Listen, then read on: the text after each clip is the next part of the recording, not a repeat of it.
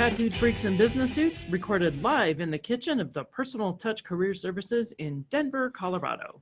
I am your host, Donna Shannon. As a professional career coach, I help people navigate the hiring maze to get to the jobs they really love. In addition to working with job seekers one-on-one, I do have a book out there. You can find Get a Job Without Going Crazy on Amazon or, of course, on my website, too. So my guest today is, in fact, LeeAnn Marie Webster. Do you prefer LeeAnn Webster or Lorraine? That is so many names. I know. It's a lot. I prefer LeeAnn Marie Webster, even though that sounds like you're scolding me or something. Right. LeeAnn Marie Webster, get in here right now. Right, exactly.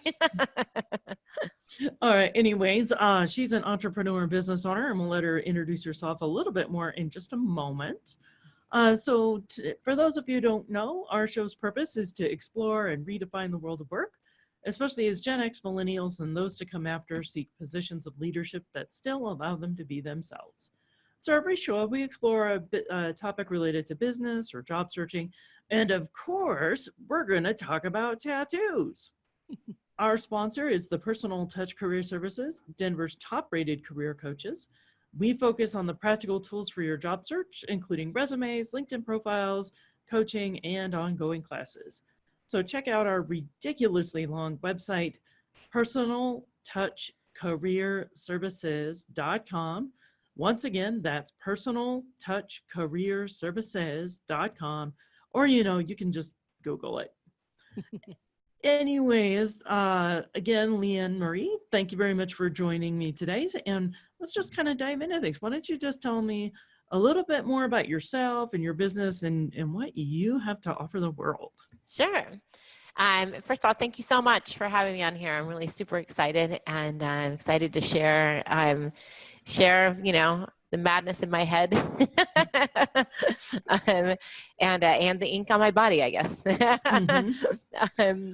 I'm the creator of Email with Heart. I've had my current business for about 8 years, and I have 20 years experience in marketing and business development in a variety of industries. I'm in fact an attorney. Don't hold that against me. What? I know. I haven't practiced in forever, though. Mm-hmm. I live in Chicago, and I'm also a triathlete and a runner. And my business is virtual. So I spent actually April 2015 to April 2016 living nomadically for an entire year. I lived out of a suitcase. Wow. Visited 23 different cities, slept in 46 different beds. That's a whole story upon itself. Right, but that wasn't like just men's beds. Those were the hotels, right? No, right. They were not just men's beds. That's right. Sorry, I couldn't resist. No, I appreciate it. I know it's salacious the way I say it. So, my friend told me I should write a book called, Sleeping Around, what I learned from sleeping in 20 or 46 different beds in 1 year, and, have me on the cover on this bed and everything. And I was like, yeah, they're going to be so disappointed when they read that book and they realize it's about like digital marketing and like traveling with your business, and there's no sex in it at all. So. Right.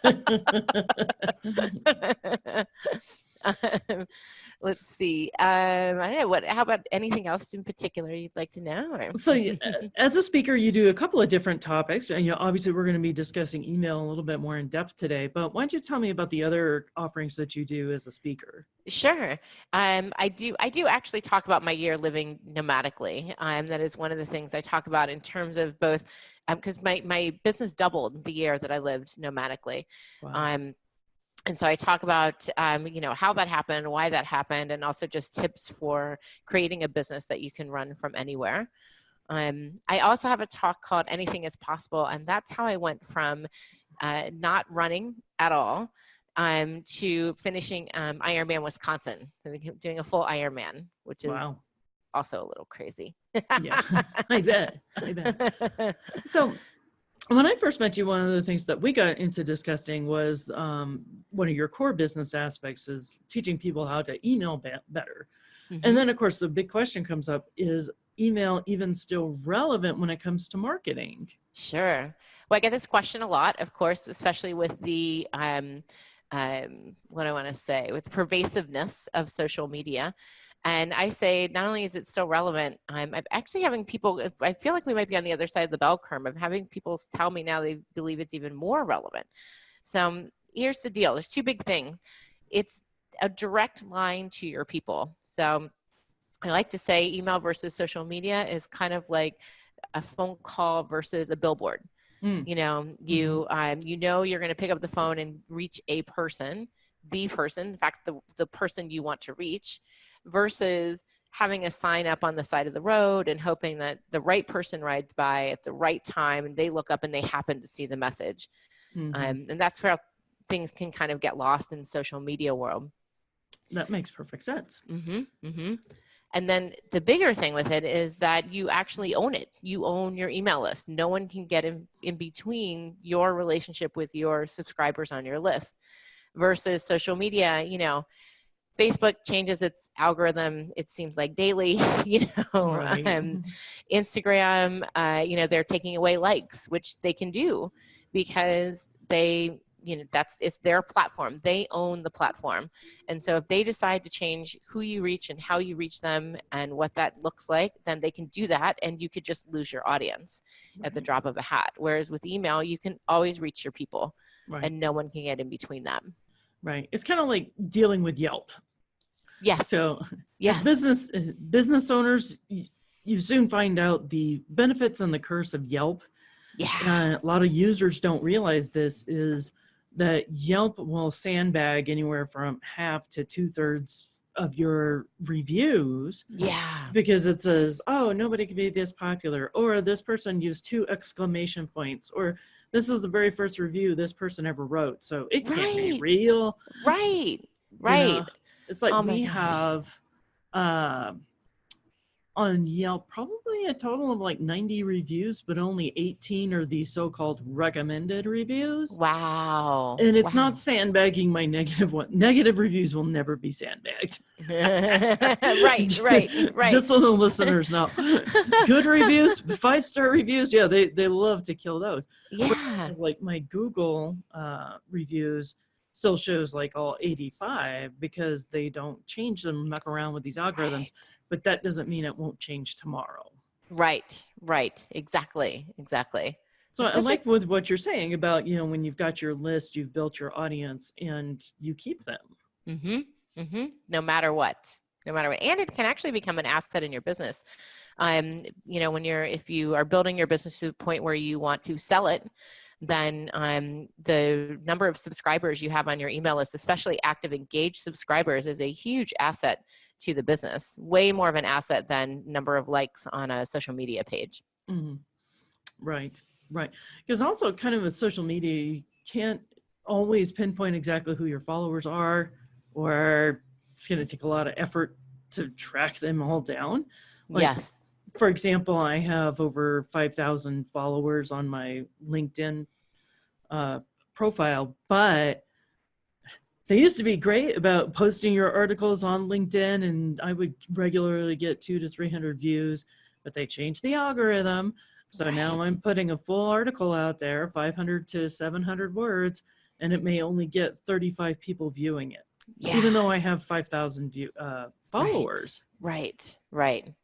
Well, and I mean, I run into people all the time who say, you know, gosh, I never see your stuff anymore. Or, you know, I used to see it and I had no idea XYZ happened, even just on a personal level. So it's frustrating, very frustrating. Yeah. And you don't want to put your ability to reach your people and your audience in somebody else's hands is really the bottom line. Right. Especially if they're going to change your audience exposure with cost. Yes. Yeah. I definitely have seen that as a business owner where, oh, if you want to pay to boost your posts on Facebook, now all of a sudden you're going to be visible to your audience again, but it can get very expensive very quickly. Absolutely. I saw someone speak about 6 months ago and I reached out to him, but I haven't been able to get this. He had this great graph that showed the relationship between organic reach and Facebook ad revenue. And so it basically showed that before, you know, because remember, not only a few years ago, it wasn't even that long ago, when ads weren't the kind of machine that they are now, then you could get reach 30% of your audience or so organically just by posting and maybe including a photo, or there were like different things like that you could do. And as the ad revenue has increased, the organic reach has decreased. So that now you're right. If you want to get in front of your audience, you need to pay, basically. Right. Which is frustrating. Right. So obviously, one of the first be all end all things for email is making sure that you have a good list. So what's some of the best ways to get people to join your email list? Yeah, well, one of the absolute best way, I believe, is to offer a freebie, or what the jargony term for it is called lead magnet. It's really just a free piece of content that you want to get in the hands of your clients to entice them to give you their name and their email. And the key to this is just really getting in the head of your client and thinking about what it is that they need, what problem do I solve for them, and how can I solve it quickly in something that's very easy to consume so that they'll join my list. All right. And so when you're building your list, are you also pasting like on your website and your social media pages and just kind of plastering it everywhere? Yeah, and this is how you can actually use all that social media reach to your advantage. Is, when you're doing a Facebook Live, if you talk about the problem that your client has, and if your freebie, which I, by the way, recommend having multiple freebies. I mean, you definitely don't need just one.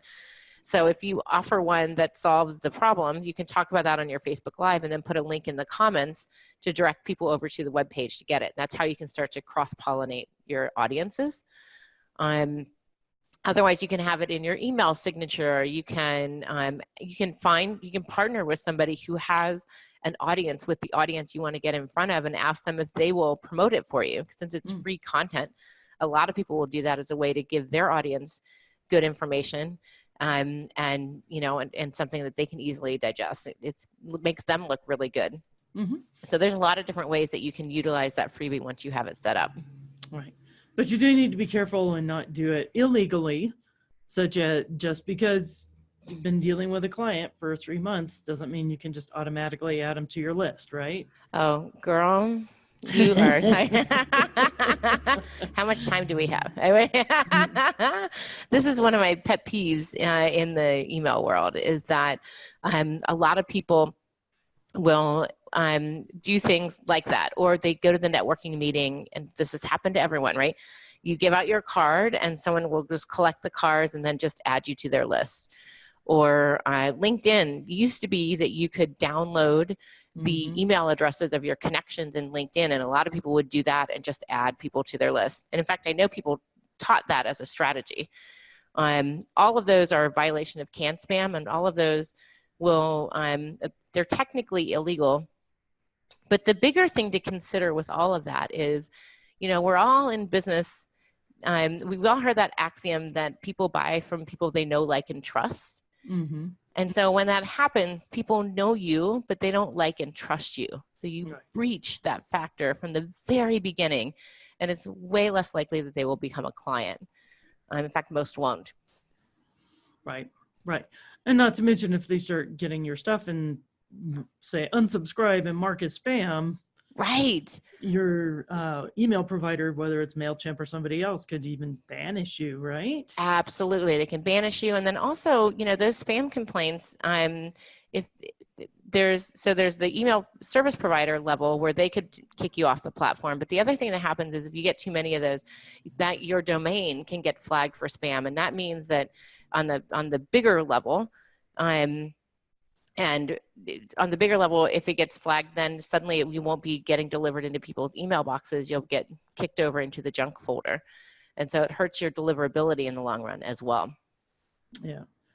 Okay. So some of the things I have heard about, especially millennials and Gen Z, is that they really don't have a whole lot of interest in emails, especially for marketing and newsletters. Matter of fact, my assistant, who's a millennial, she's kind of like very anti-email, and she's like, oh, these things are so annoying, I hate them. But what's your take on that?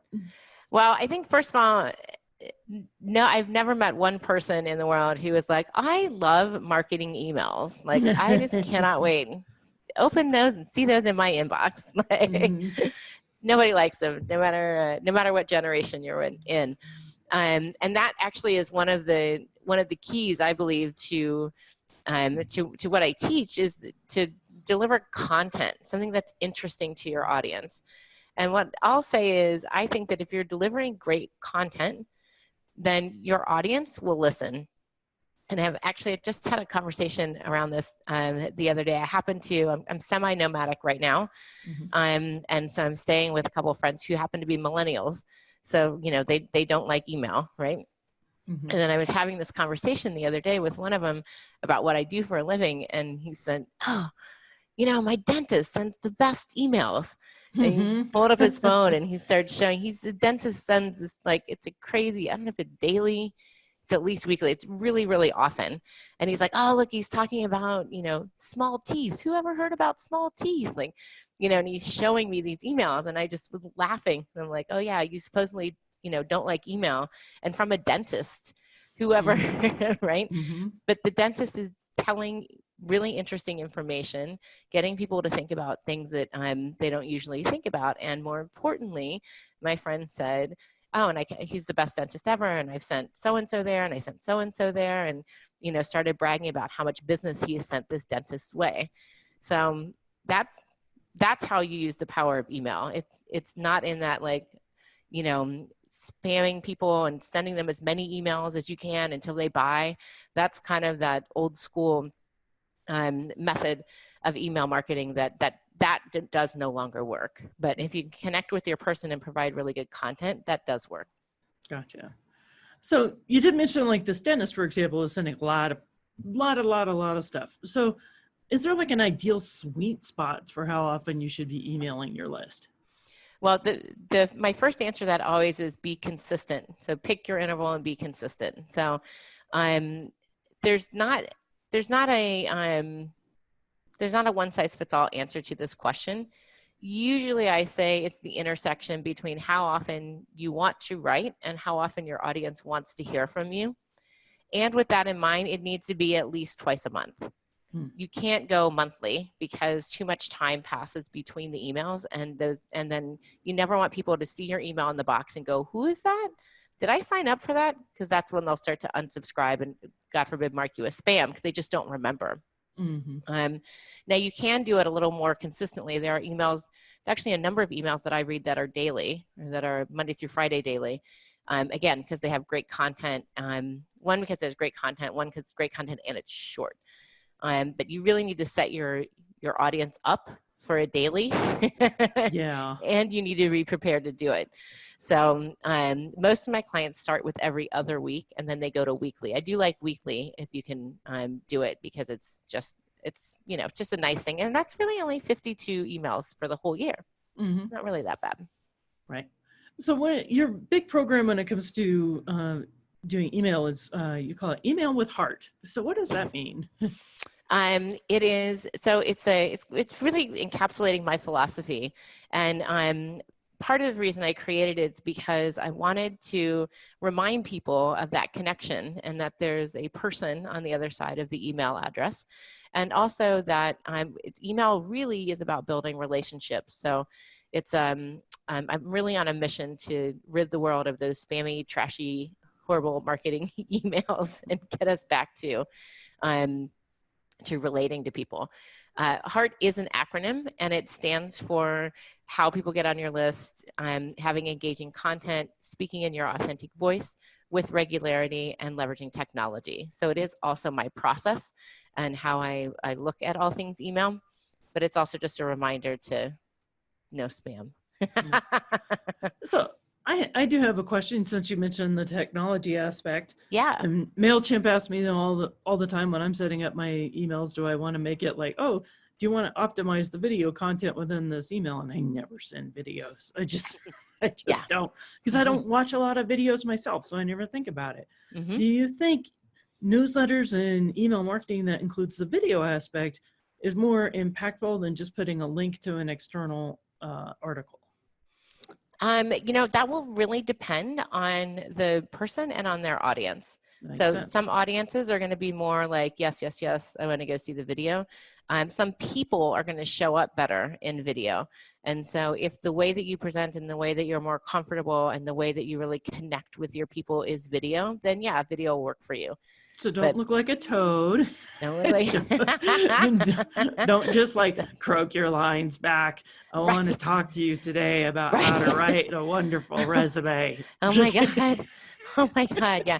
It's so painful when you see people who are doing video because they think they should be doing video. And you're just like, oh my God, don't do that. All right. So good video, yes. Bad video, not so much. Yeah, exactly. Great. So is there anything else about emails or any of the other topics that you speak on that you want to make sure that we know that I have not asked you about yet? Yeah, I think we've covered everything. I think just stay very focused on what it is, making sure that you're giving good content before you're asking for anything in return, and being just very mindful of. I always think about dating analogies when I think about email, right? So we don't go. Most people don't go on a first date and ask to like get married, right? Because there's no relationship built there. So I always think about email like that, like. How can you build the relationship? How can you court the people who are on your list and provide them with great content, make them want to do business with you? Perfect. Makes lots of sense. So we now get to one of my favorite parts of the show where we get to talk about tattoos. Yay. And fortunately, LeeAnn, you even have some ink, right? I do. I have two. My first one is a paw print. I went to Ohio University, and Bobcats are their team, and so it's a little Bobcat paw, and it's green to remind me of because that's Ohio's colors are white and green. Okay. That one now, it's interesting, right? I put it. I was a little shy about getting the ink, and who do I want to have see it, and so I put it like on my back, like upper hip. So it like gets covered kind of by a bathing suit, but I could, show it if I want. But I forget that I have it because I can't see it. Yeah, that makes sense. So my second one, every now and then when I'm trying on clothes, like in a dressing room or whatever with the 3 mirrors, and I'm like, oh, right. Hi, there you go. What is that? Is that cancer? No. Right. No, it's a tattoo. So my second one I got after finishing Ironman, and that was a huge accomplishment. And spoiler alert, I didn't finish it the first time I tried it, and so it was just a big accomplishment in life when I finished it. And so that one is it's the Ironman symbol. I did Ironman Wisconsin, so it kind of looks like a cow, and that I put on my inside right wrist, and that I did it for me to see. So that when I would wake up every morning, I wanted to be reminded that anything is possible. And I wanted to be reminded that I did something that at one point in my life, I legit thought was too hard to even try, but I actually tried it and did it. And so I wanted to always be reminded of that. Great. Awesome. So, LeeAnn Marie Webster, how can people get in touch with you? Easiest way is to go to my website, which is, LeeAnnMarieWebster.com. Lots of vowels in there. My one friend is like, are you Russian or something? Look at all the vowels in there. So yeah, LeeAnnMarieWebster.com. You can also, I can make life easy if you are interested in my freebie, because I have a freebie, is emailwithheart.com. So if you go to emailwithheart.com, that puts you on a little page as a video from me, and then you can enter your name and email and get my Email with Heart overview to learn a little bit more about that. Yeah, and it's a good video. You don't look like a toad. Thank you. Weirdest compliment of the day. I know, right? Well, thank you very much for joining me today. And for our listeners, if you like what you've heard, please give us hit that like button, and even better, follow us. If you don't, keep it to yourself. Let's be nice. All right. No, you can message me and I'll tell you. There you go. About your opinion. Anyways, thank you very much for joining us today. Once again, my name is Donna Shannon. My company's Personal Touch Career Services. And until next time.